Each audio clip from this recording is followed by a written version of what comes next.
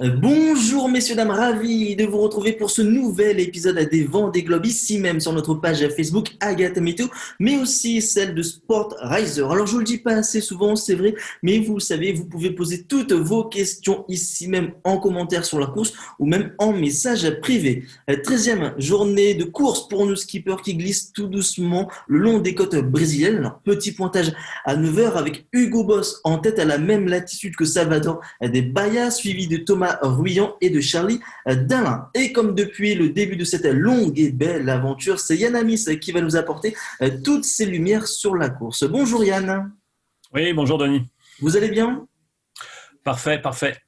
Alors, si une grosse partie des concurrents a quitté la zone de Poteau-Noir, c'est cette fameuse zone de convergence intertropicale. Il en reste encore quelques-uns au niveau du Cap-Vert ce vendredi matin. Alors, normalement, ils devraient traverser ces Poteau-Noir avant la fin de journée. Petit avantage, justement, avec une zone qui semble un tout petit peu moins active. Justement, je voudrais qu'on revienne en image dessus. Regardez, ça se passe maintenant.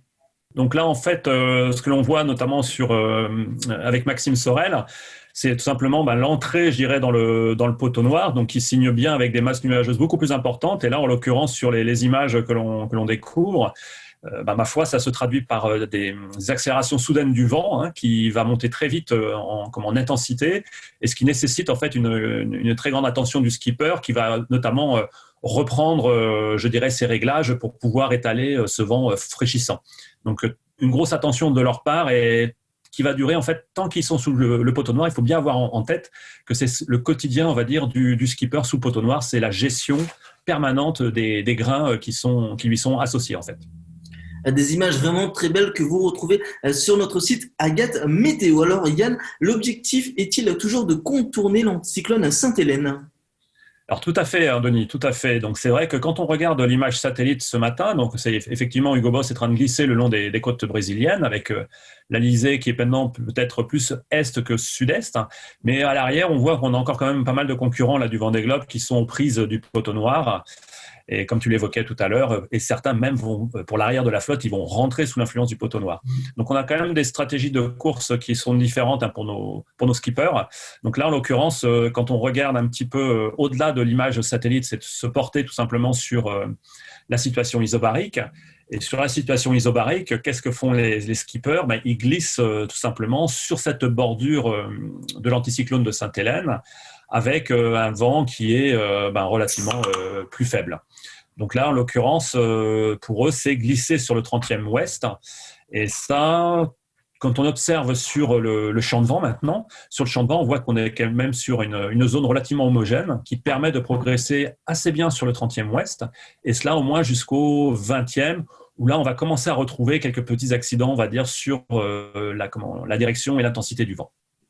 Alors nous, grosso modo, sur l'ensemble du pays, on va pouvoir profiter des conditions anticycloniques avec de belles éclaircies, mais quelles seront les conditions pour ce week-end pour l'ensemble de la flotte? À quoi doit-on s'attendre justement?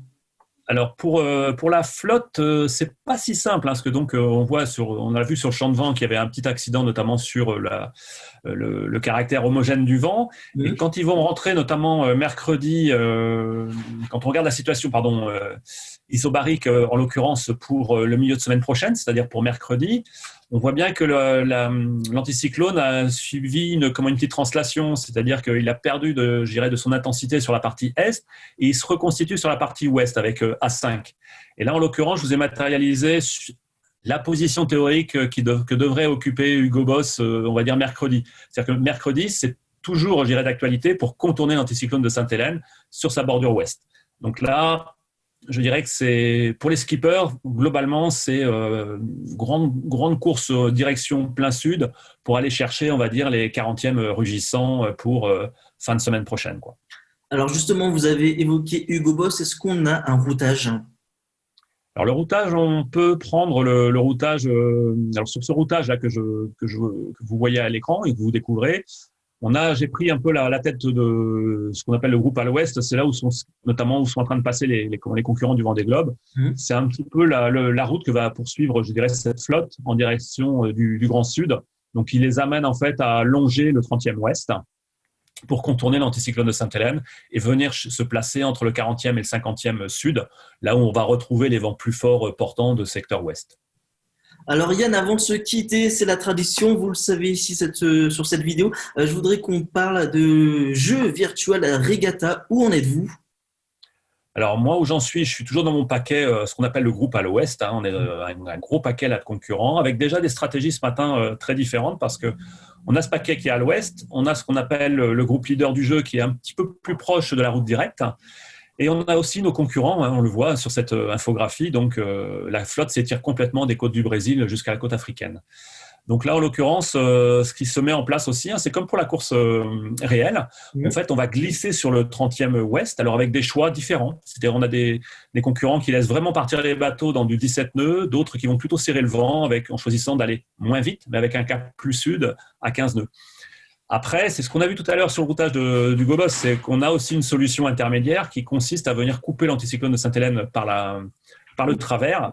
Bon, ça semble un petit peu plus risqué parce que ça veut dire que globalement, cette stratégie repose sur le fait que la solution que l'on a aujourd'hui au niveau des modèles soit bonne jusqu'au mercredi 2 décembre, ce qui, d'un point de vue météorologique, est un petit peu plus chaotique. Donc, pour ma part, comme une bonne partie de la flotte, j'ai l'impression qu'on est en train de suivre ni plus ni moins que la course réelle en suivant un petit peu les préconisations que l'on vient de voir avec Hugo Boss, en fait.